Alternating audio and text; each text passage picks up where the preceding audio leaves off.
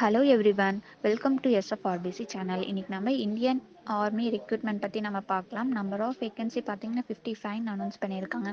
NCC special entry post vacancy announce பண்ணியிருக்காங்க.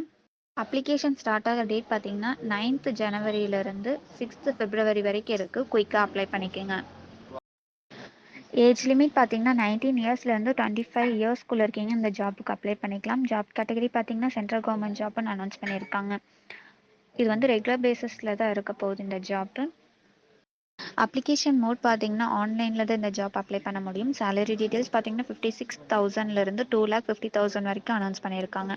Selection process பார்த்தீங்கன்னா first round resume short listing, second one வந்து stage 1 stage 2ன்னு conduct பண்ணுறாங்க. இது வந்து 5 days கண்டக்ட் பண்ண போகிறாங்க.